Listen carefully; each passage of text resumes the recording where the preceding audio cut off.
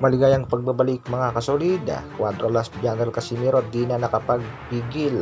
Manager ni Inoue humanga kay Alas, samantalang mga Pinoy nanghusga kaagad. Vince Paras posibleng lumaban, undercard sa bakbakang Inoue Tapales. Para sa ating unang balita mga kasolid, kasalukuyang IBF World Champion sa Bantamweight Division tuluyan na ngang nagretiro. Heto nga ang naging pahayag nitong si Emmanuel Rodriguez. Today is a heavy day for me because today I have made the decision to hang up the gloves. Tuluyan na ngang iiwanan nitong si Rodriguez ang kanyang boxing career. At napakalaki naman ang tsansa ng ating kababayang si Raymart Gabalio na makakuha ng titulo dito sa Bantamweight Division.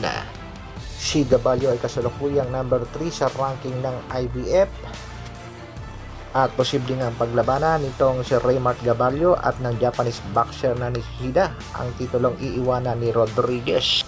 Si Nishida ang number 1 ranking sa IBF na may katatadang 8 wins, walang talo. Pagdating naman sa WBO ng Bantamweight Division, number 1 naman dyan ang ating pangbatong si Raymart Gabalio at posible rin na makaharap nila kaagad itong si Jason Moloney para sa isang world title fight. Si Moloney nga ang tumalo sa ating pangbatong si Vincent Astrolabio.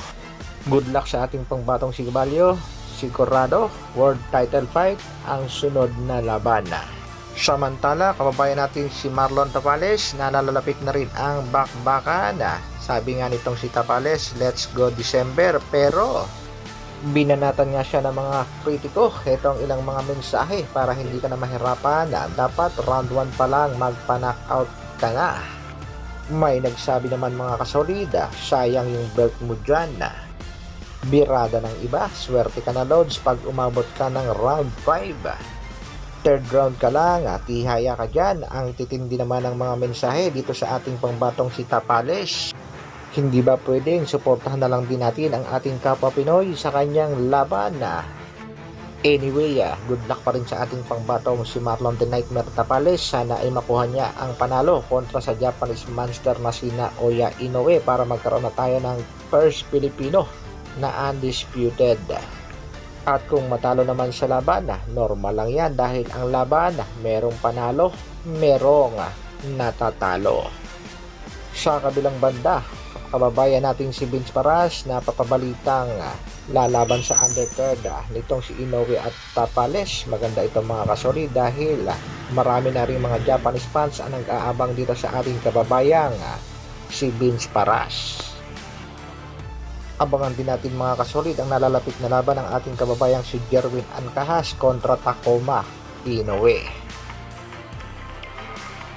Sa kabilang balita naman mga kasolid, dahil nga sa naging laban ng ating pangbatong si Alas kontra Yoshinori Oguni, hindi pa rin talaga tinatantanan ng mga haters at buzzers ang magkapatid na Casimiro, si Jason Casimiro at Janriel Cuadro-Alas Casimiro.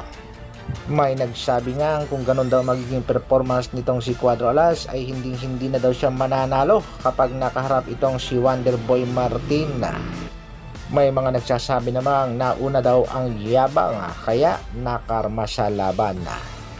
Depensa naman ng mga solid Cuadro-Alas supporters, paano daw sasabihin naubusan ng stamina at hindi maganda ang naging performance, sa katunayan ay hindi naman daw natapos ang laban.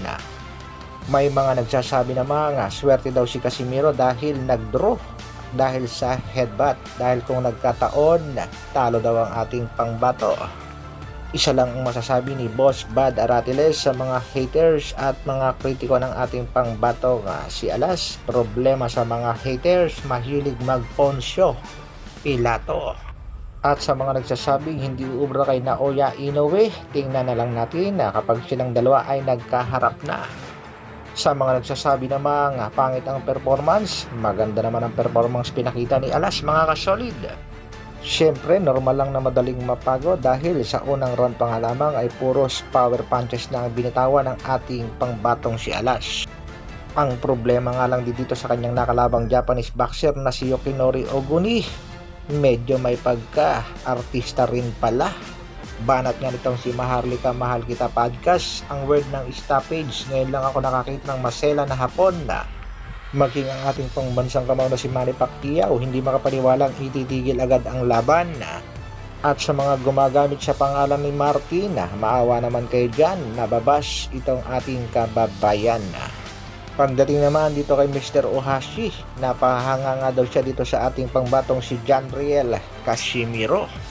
May kakaibang lakas nga daw itong si Angas ng Pinas, hindi katulad ng sinasabi ng mga kapwa natin Pinoy. At ayon nga sa manager nitong si Inoue, willing pa rin sila sa bakbakang Casimiro kontra The Monster ng Japan, Naoya Inoue. Pakinggan natin mga kasolid ang naging pahayag ni Cuadro Alas TV Vlog. Nagkamali ni Kuya Lods sa training namin. May nagkakamali na ba si Kuya Lods? Kahit isang beses hindi pa kami natalo. Masira ulo talaga tumana. Kaysa trainer na mga matagal na trainer, hindi nila nakukuha yung price na gano'ng kalaki. Yun. Taliptok yan. Hindi na nga nakapigil ang Angas ng Pinas at sumabog na sa galit. Kaya abangan na lang natin mga kasolid ang sunod na magiging performance ng ating pangbatong si Alas sa muli nilang pagharap ng Japanese boxer for Famas Award na si Yokinori Oguni. Shoutout muna tayo mga kasolid. Shoutout nga pala kay Direk Coco Martin ng Batang Quiapo. Huwag kang kukuha ng mga talent na toxic para hindi masira ang iyong teleserye. Shoutout din kay Brian Soco Vlog. Shoutout din kay Kasolid Jervana TV Vlog. Shoutout din kay Coach Nonoy Neri na nagsasabi sa mga haters ni Alas, huwag kayo basta-basta manghusga. Hanggang dito na lang muna mga kasolid. Isang like naman dyan at sa mga bagong mapapagawi sa aking channel, pasubscribe naman. Maraming salamat sa patuloy na pagsuporta at panonood. Mabuhay Dr. Alvin Vlogs. Brrr.